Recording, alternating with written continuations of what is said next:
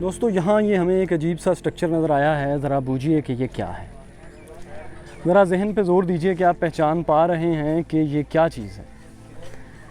ये दोस्तों दरअसल एक घर था। ये जो स्ट्रक्चर आपको नज़र आ रहा है ये इसका वो ग्रे स्ट्रक्चर है जिसके ऊपर ये पूरा घर खड़ा था। और ये नीचे जो झाड़ झंकार नज़र आ रहा है आपको, ये इसकी दीवारें और इसकी छत थी। जब ये लोग कहते हैं कि हमारा घर गिर गया तो ये उनकी मुराद इस घर से दोस्तों होती है। जब ये लोग अपने गम का इजहार करें और बताएं कि हमारे घर नहीं रहे और हमारे जानवर मर गए, तो आप ये समझ लें कि इनका जो घर गिरा है वो क्या था, वो ये था।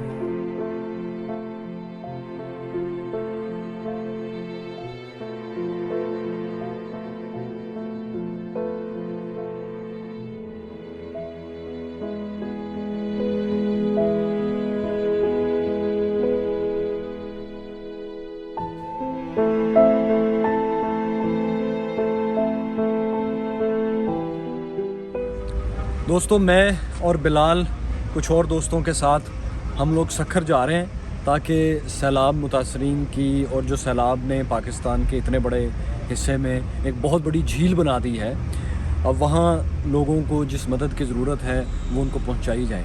ये एक अवेयरनेस वीडियो है, ये इसलिए नहीं है कि हम ये दिखा सकें कि हम क्या ख़र्च कर रहे हैं, वो तो हम बिल्कुल नहीं बताएंगे, ना बताने की ज़रूरत है क्योंकि हर पाकिस्तानी कर रहा है, हम कोई स्पेशल नहीं है। लेकिन असल में मकसद ये है आप लोगों को ये दिखाना कि वहाँ अल-खिदमत ख़ास तौर पर और बाकी इदारे किस तरह काम कर रहे हैं। ये भी दोस्त हैं सारे। मोहम्मद अरसलान साहब ने चाय दी है बड़ी अच्छी बना के। मैंने इनसे पूछा यार आपके पास पाउडर वाली चाय है या कौन सी चाय है, तो आपने क्या जवाब दिया था? मैंने कहा था कि जो पाउडर वाली चाय बनाता है हम उसके जनाजे पर भी नहीं जाते हैं। और ये चाय बनाई है बहुत अच्छी है। तो ये आपको कैसी लग रही है? दोस्तों अब हम सखर में हैं, दिन अब काफ़ी ऊपर आ गया है। अब हम जा रहे हैं वहाँ पर जहाँ पर असल में खैमा बस्ती है और जहाँ से वो रिहेबिलिटेशन का जो काम शुरू हो चुका है वो हम आपको दिखाएंगे और आपको वो सारे प्रोसेस और स्टेप्स दिखाएंगे जिनमें आप भी अल-खिदमत की मदद कर सकते हैं या जिसकी भी आप चाहें, क्योंकि एक वक्त में हम आपको ये दिखा सकते थे कि कौन क्या कर रहा है। तो यहाँ ग्राउंड पे जितना भी हम देखें अल-खिदमत के वर्कर्स और इनकी तंजीम सबसे एक्टिव है।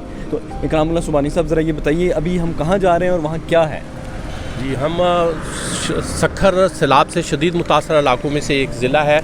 तो अब हम जो अल-खिदमत फाउंडेशन ने रिलीफ कैंप की सूरत में 200 टेंटों पर मुश्तमिल एक बस्ती कायम की है, वहाँ का विज़िट करेंगे। सबसे पहले हम आपको लेके जाएंगे, अल-खिदमत ने मरकज़ी किचन कायम किया है जहाँ पर रोज़ाना की बुनियाद पर खाना तैयार होता है और ये मुख्तलिफ़ बस्तियों में भी तकसीम होता है और मुख्तलिफ़ मुतासरा जो इलाके हैं जिनको अभी तक हम बस्तियों में ट्रांसफ़र नहीं कर सके ज़ाहिर के महदूद वसाइल के में रहते हुए, तो उन तक रोज़ाना की बुनियाद पर ये खाना डिस्ट्रीब्यूट किया जा रहा है। तो सबसे पहले हम मरकज़ी कैंप में जाएंगे। ओके।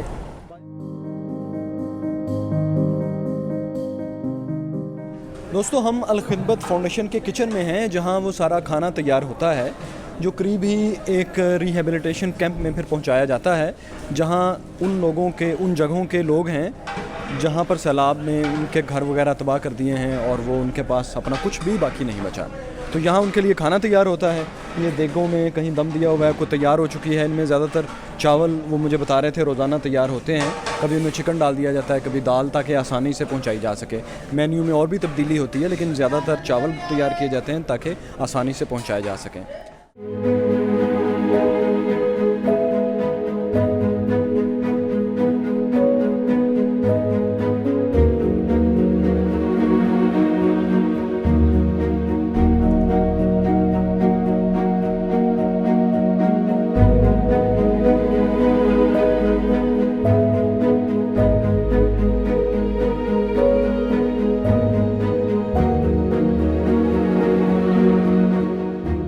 ये देखें, ये वो कच्चे का इलाका है जहाँ मुख्तलिफ़ जगहों पर 50-50 फीट तक पानी बताया जा रहा है। और वो जो बिल्डिंग आपको दूर एक नज़र आ रही है, ये पुलिस की बिल्डिंग थी। इसकी भी एक स्टोरी जो है नीचे पानी में डूब चुकी है। ये वाहिद बिल्डिंग यहाँ पर आपको खड़ी नज़र आ रही है। बाकी जो कि छोटे मकानात थे तो वो पानी में डूब गए थे। वैसे भी ये थोड़ी ऊंची जगह बनी हुई है। ये अल खिदमत फाउंडेशन के कैंप में डॉक्टर्स हैं जो लोगों की वॉलंटियर हेल्प कर रहे हैं, उनकी मदद कर रहे हैं यहाँ पर। बेसिकली इधर 12 डॉक्टर हैं जो बैठते हैं 2-2 घंटे के लिए। मैं डर्मेटोलॉजिस्ट हूँ, स्किन का डॉक्टर हूँ। तो बाद में लेडी डॉक्टर आएगी जो औरतों की बीमारियों के। तो ये 24 आवर ये अस्पताल चलता है। जो स्किन की बीमारियाँ हैं वो ख़ास करके फंगल इन्फेक्शन, स्कैबीज और पैर का फटना, क्योंकि पानी में, गंदे पानी में लोग घूम रहे हैं तो उसकी वजह से उनकी पैर भी फट रहे हैं और बदन की बीमारियाँ हो रही हैं।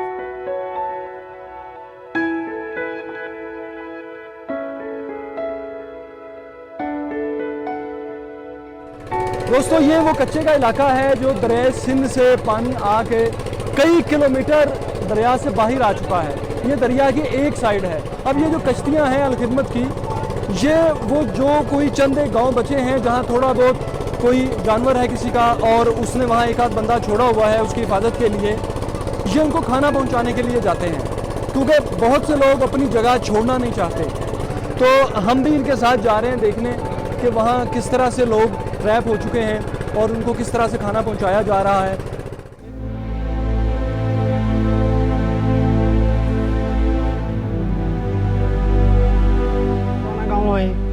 जो हमारे 7 पीढ़ी थी यहाँ पर गुजरी हुई है। हम 7 8 पीढ़ियाँ? जी। तो इसलिए हमने ये गांव छोड़कर नहीं जा सकते। तो ये पानी इससे आगे भी आता है कभी? पानी तो 2010 तक यहाँ तक पानी आया था, फिर भी हमने मुश्किल सामने करना पड़ता है हमें। हाँ। लेकिन इतना बड़ा नहीं। तो आप यहीं रहे थे जब वहाँ तक पानी आया था? जी। छोड़ के नहीं गए थे? नहीं। तो अभी ये पानी कम हो रहा है या पीछे को जा रहा है? पानी अभी पहले था, ये नहीं था। हाँ। उतर गया था। अभी जो है पानी आना शुरू हो गया है। अभी फिर आ रहा है? फिर आ रहा है।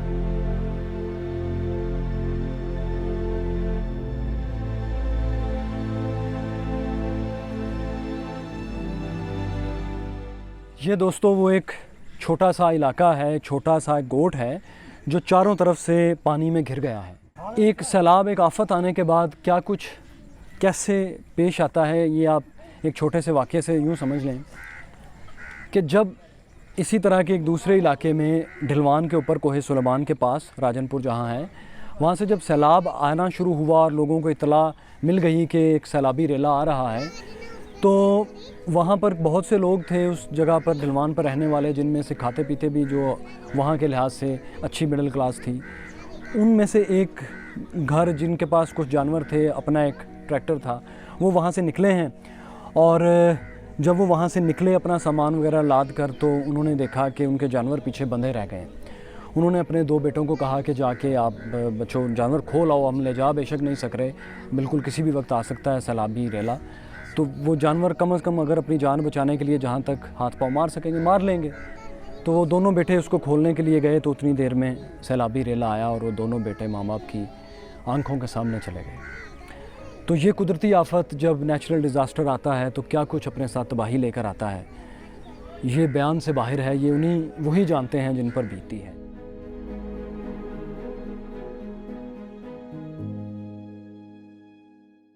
दोस्तों, खैमों में ज़िंदगी कैसी होती है, खुदा ना करे कि किसी को हम में से खैमा बस्तियों में जाना पड़े। लेकिन जाहिर है कुदरती आफात का मुकाबला कोई भी दुनिया की टेक्नोलॉजी बाज़-औक़ात नहीं कर पाती। हम सब उसके सामने बेबस हो जाते हैं। लेकिन जब जाना पड़ता है यहाँ तो लाइफ कैसी होती है, ये चंद सेकंड आप देखें।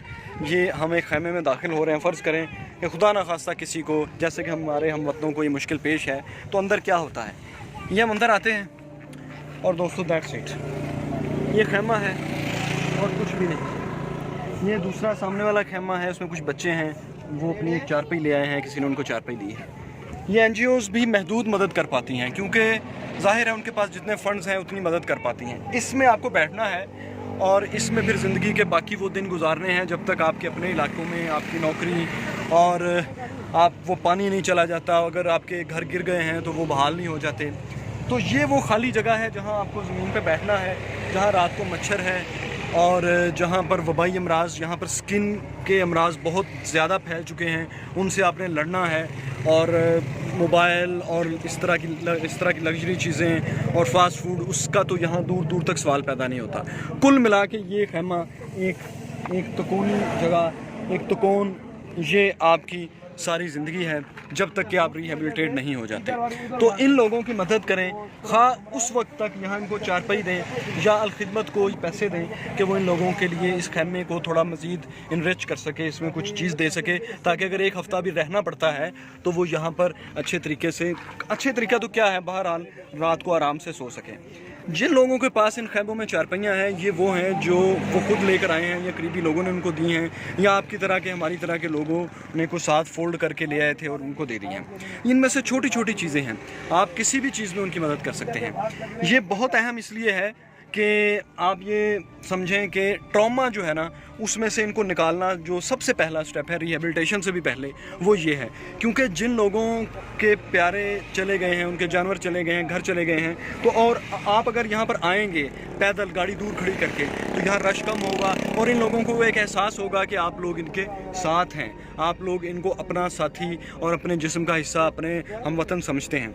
वो एक इनके लिए अच्छा एहसास होगा। साथ आप इन कोई भी इस तरह की चीज़ ले आएँ जो इनकी इस आर्जी लाइफ को, जितने दिन उन्हें यहाँ रहना है उसके बाद अपने घरों में चले जाना, इसको थोड़ा सा मज़ीद बेहतर कर सकें। क्योंकि अभी यहाँ क्या है, ये देखें, कुछ भी नहीं। सिर्फ ये है कि जब आप अंदर आएंगे तो बाहर के हबस से, बाहर के जो शदीद हबस है उससे काफ़ी निजात मिलती है। इसको इस तरह से उन्होंने बनाया डबल लेयर में कि ये यहाँ मैं जैसे ही अंदर आया मुझे एक एहसास हुआ है कि बाहर जो जिस कदर तकलीफ़देह मौसम था उससे थोड़ा बेहतर महसूस हुआ है।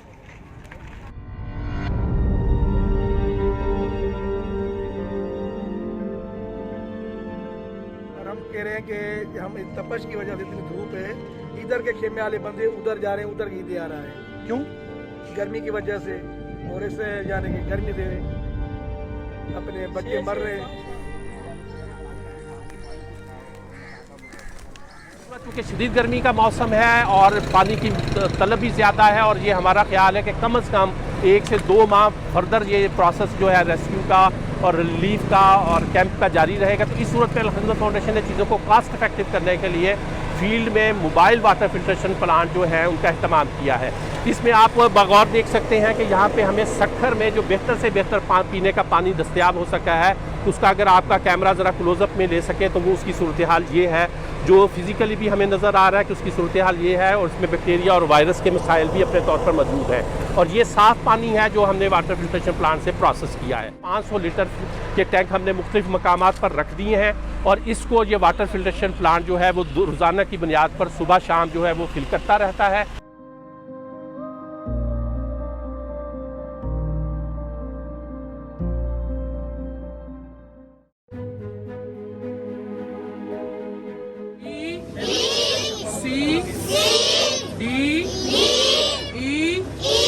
ये क्या है? G H I J K L।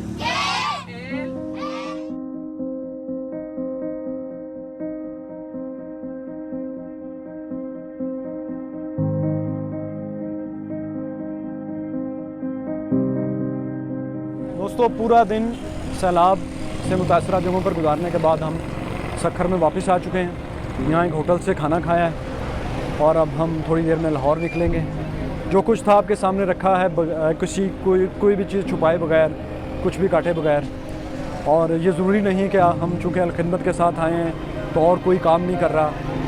TLP कर रही है, PTI भी कर रही है, गवर्नमेंट भी कर रही है, अब दावा वाले भी कर रहे हैं, इकना वाले भी कर रहे हैं, तुर्किया से भी लोग आए हैं, यूनाइटेड नेशन के भी कुछ लोग।